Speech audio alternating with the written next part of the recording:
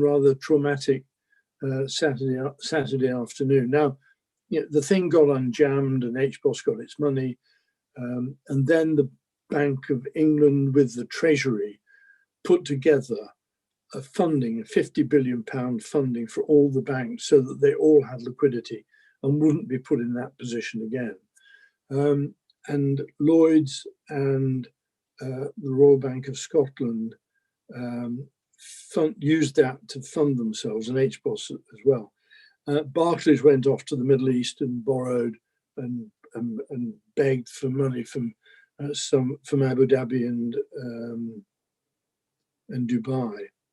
And HSBC was the one which was able to fund itself because it had massive depositors in the Far East and was able to get money from the Far East. So it didn't have the problem. So anyway, that was the anecdote of that weekend. Gives you some idea of the kind of trauma that was going on.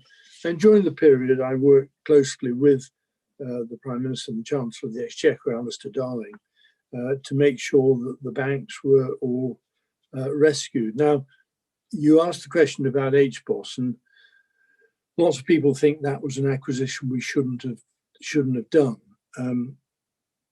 And that's a view. All I can tell you is that if HBOS had not been bought by Lloyds, the whole of the banking system would have collapsed because HBOS would not have been able to survive. From Lloyds' point of view, it made Lloyds number one in the high street in terms of retail banking. It had been number 5 before, and it made it number 1. And in my view, the source of its great strength today, its strength in the high street, goes back to that time. You asked a question about were the things about HBOS that we didn't know, and it would have been nice to have known. I think we knew most of the things that were weaknesses in HBOS.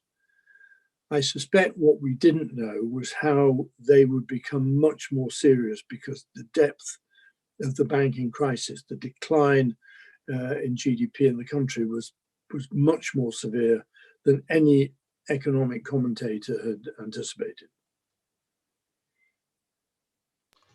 Thank you. That's an amazing anecdote to hear.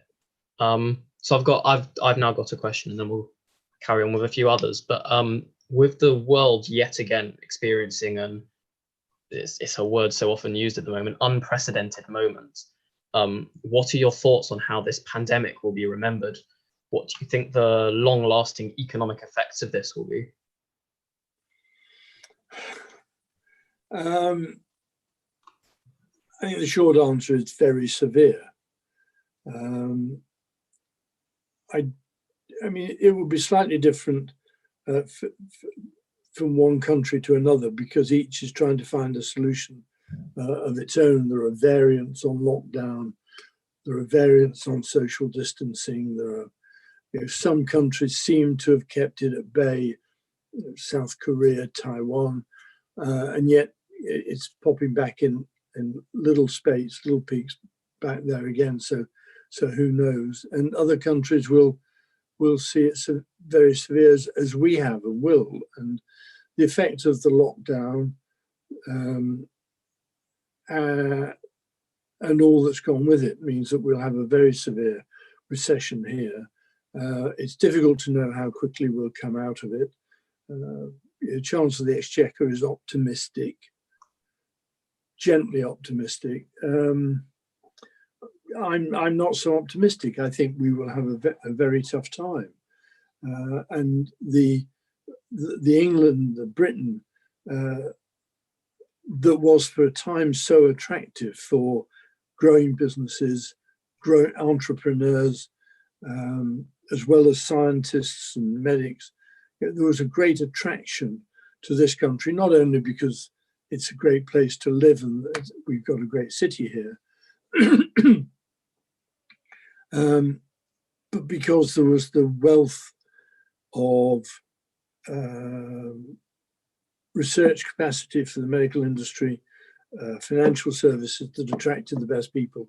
And because there was an extraordinary climate available for entrepreneurs who wanted to establish young businesses, if we lose all of that, and I'm not saying we will, if we lose all of that, then we will suffer for quite a long time.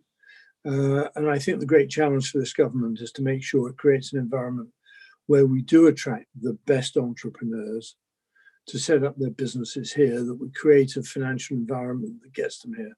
You know, it's the growth of those small and medium-sized businesses, which is the engine room really of our prosperity.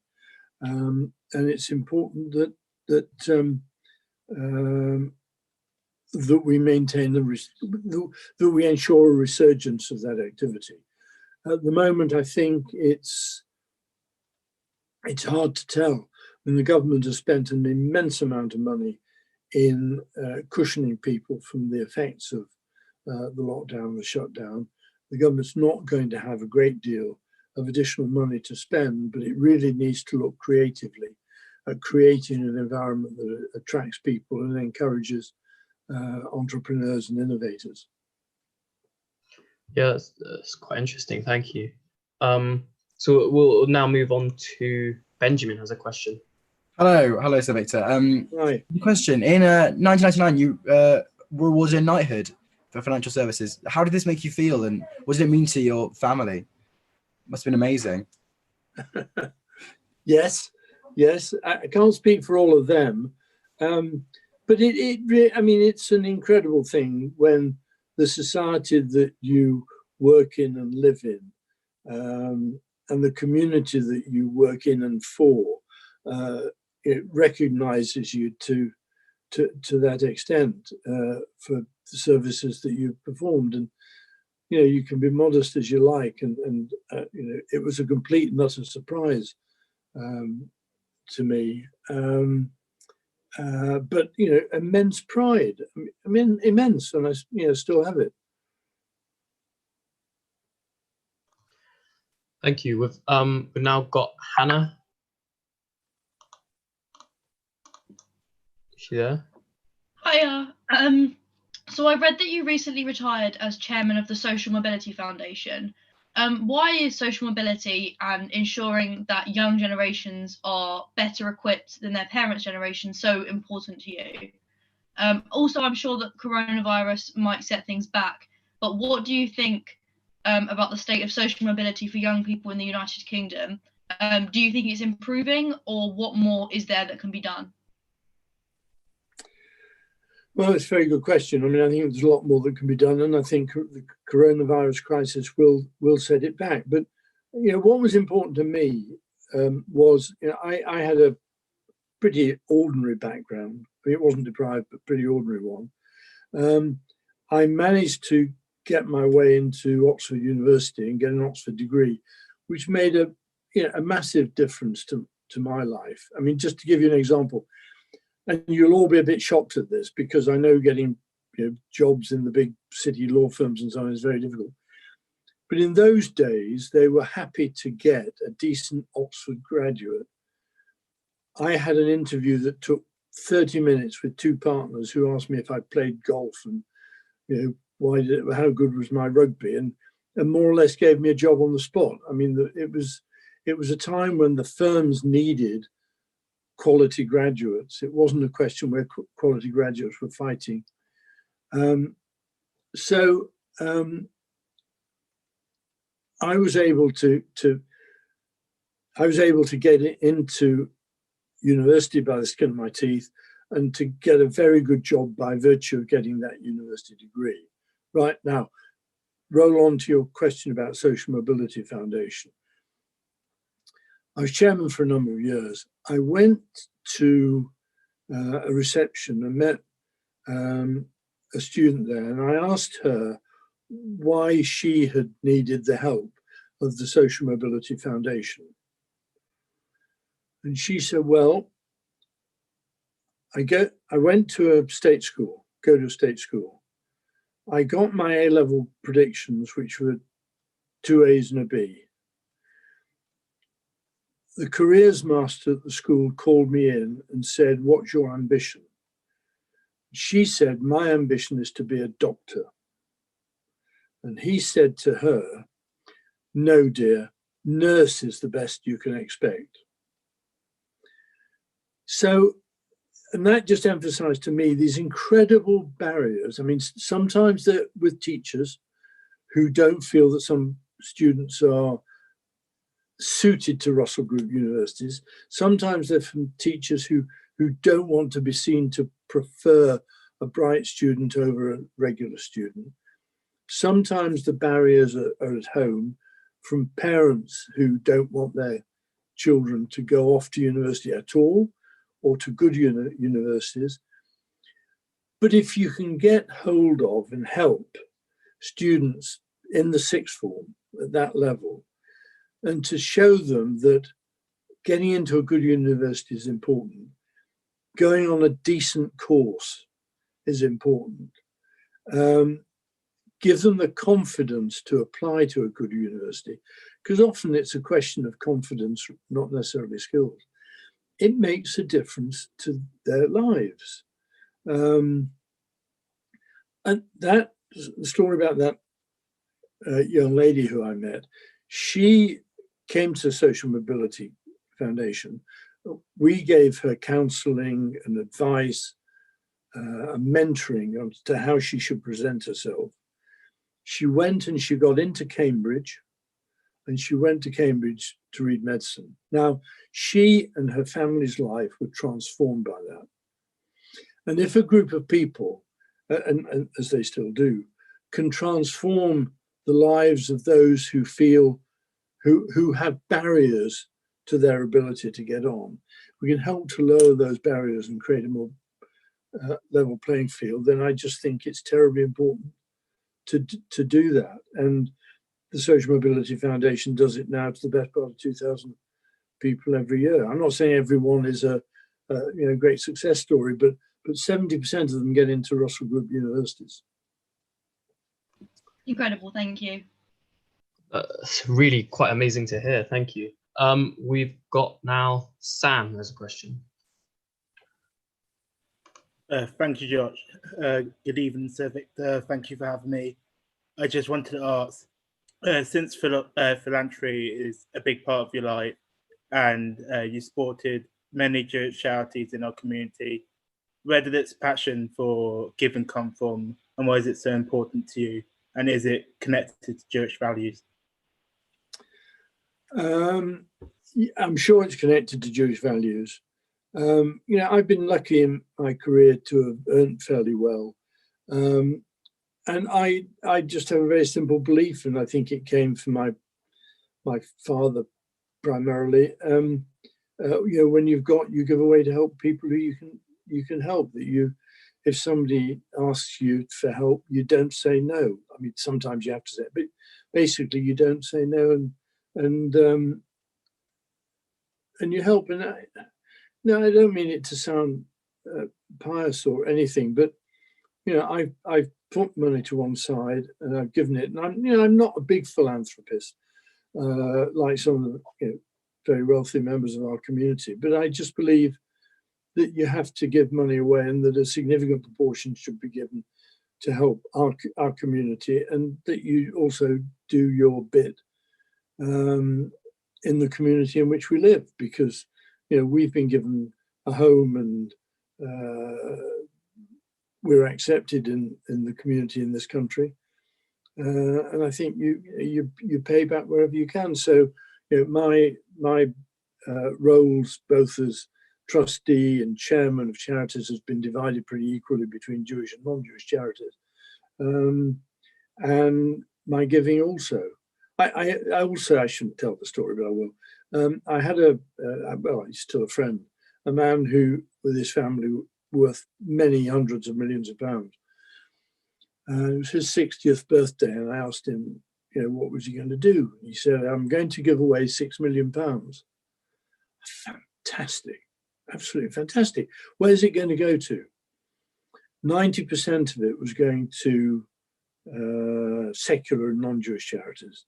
And this was a man who was a member of our community and really quite involved in the community, and 10% to the Jewish community. And I couldn't get over it, couldn't understand it. But anyway, sorry, Thank you. Just an anecdote off at the side. No, thank you very much. Next, we've got Matthew. Hi there. First of all, thank you so much for coming on, and especially your insight in the financial crisis before. So climate change is such an important issue for us young people. I know you famously used to drive an electric car.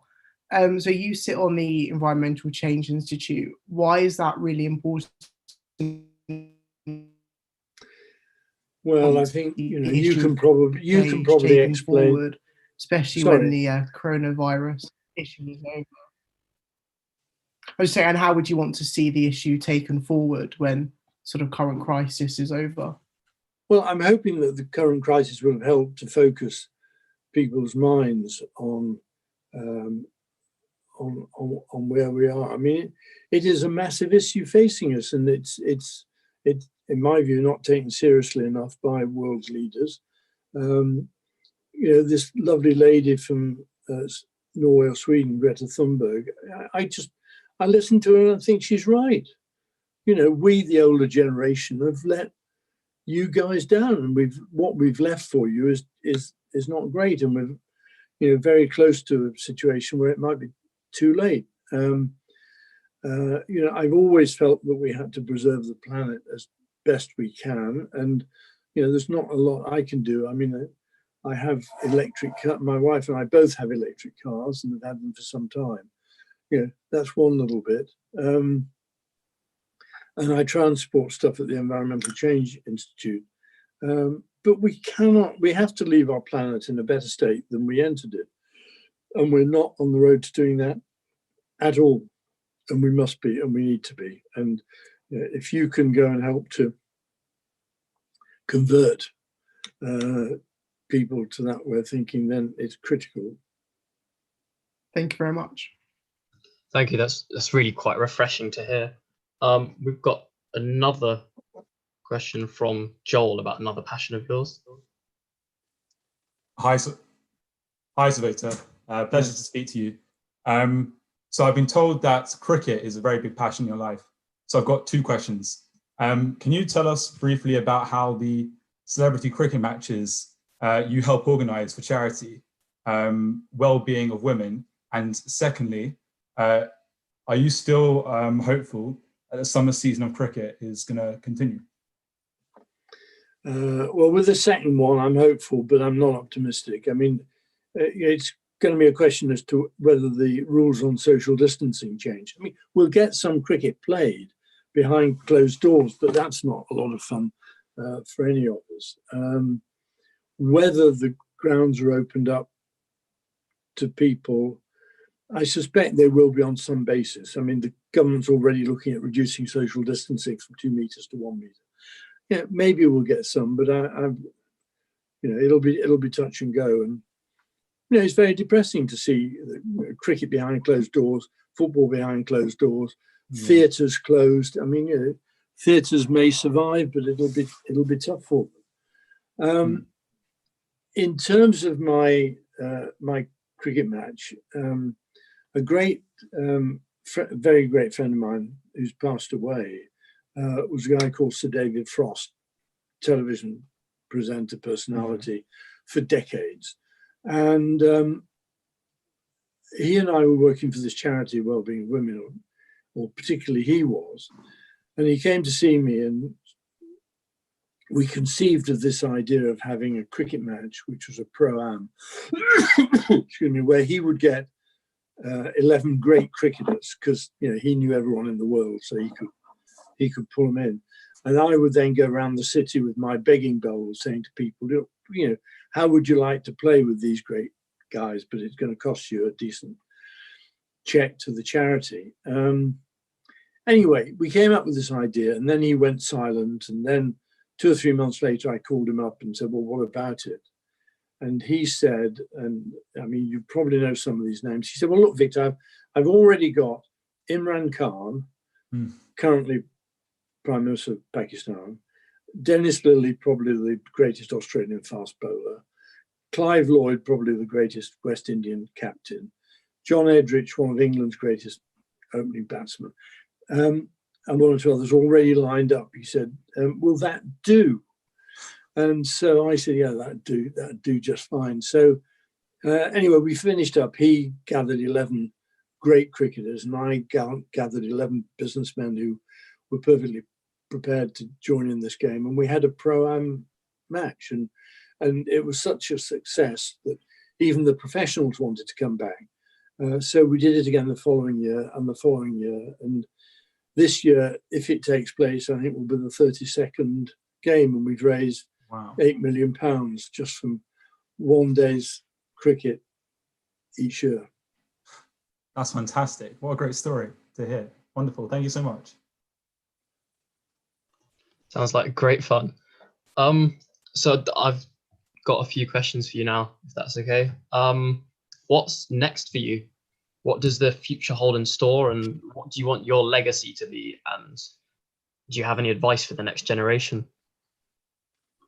That's one question, is it, Josh? It's same kind of theme running through. Well, I don't even think about what I'm going to be remembered for.